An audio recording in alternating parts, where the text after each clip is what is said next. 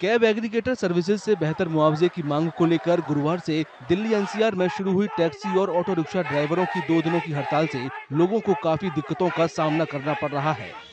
कई जगहों पर टैक्सी और ऑटो रिक्शा ड्राइवरों को धमकाया गया और यात्रियों को उतारने के लिए कहा गया।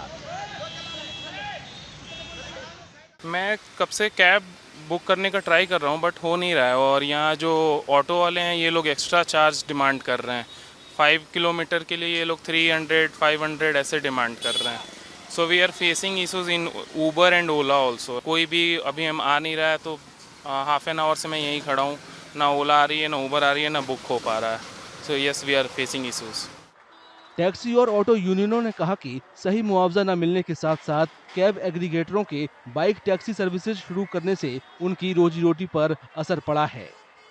जैसे रैपिडो आ गया और इनड्राइव आ गया, कई सारी कंपनी इनकी जो है ना मतलब कंपटीशन में आ गई। तो प्राइवेट बाइकें हैं वो भी चल रही है, और कंपटीशन की वजह से रेट बहुत कम हो गए।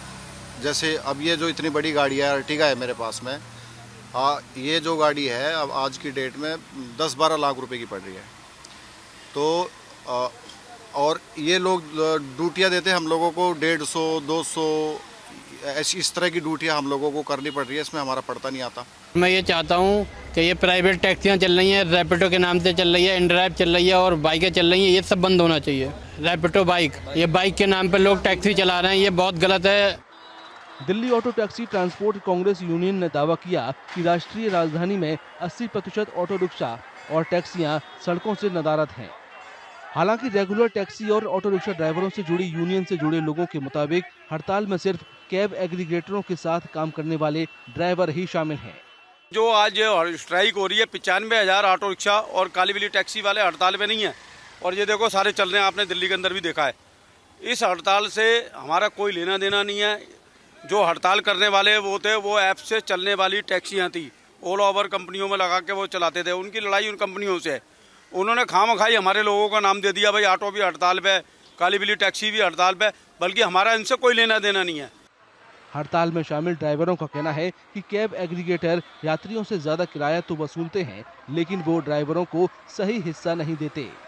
बड़ी बड़ी कंपनियां ओला, उबर, रैपिडो अपना कस्टमरों से प्राइस इतना ज्यादा लेती है और हमको उतना देती नहीं है। हमको मार्केट के अंदर 7.5-8 रुपए से ज्यादा किलोमीटर नहीं मिल रहा है, जबकि बाहर जो लॉन्ग रूट है वहां पे 12-15 रुपए किलोमीटर होता है। सिटी के अंदर उससे ज्यादा होना चाहिए।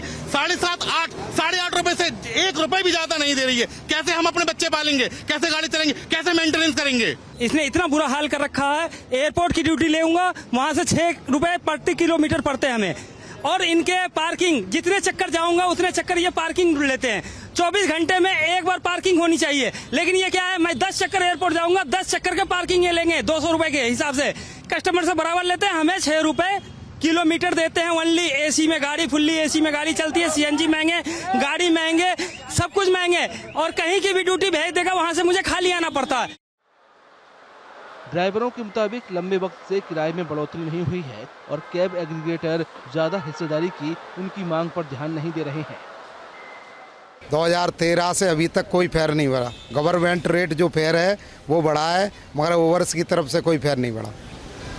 क्या मांगे यही है, एक तो फेयर बढ़ना चाहिए। मैं लगभग काफ़ी टाइम से ओला उबर चला रहा हूँ, और इसमें जो फेयर है वो कस्टमर से तो बहुत ज़्यादा फेयर काटता है ओला उबर, और जबकि राइडर को बहुत कम पैसे देता है। 10 रुपये किलोमीटर, 9 रुपये किलोमीटर, कभी कभी सुबह सुबह गाड़ी चलाओ 7-8 रुपये किलोमीटर।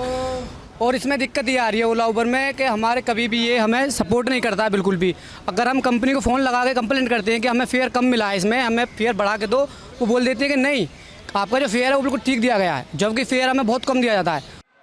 ड्राइवरों ने सरकार से गुजारिश की है कि वो दखल दे और राष्ट्रीय राजधानी क्षेत्र में बाइक टैक्सियों पर प्रतिबंध लगाने समेत उनकी मांगों पर ध्यान दे।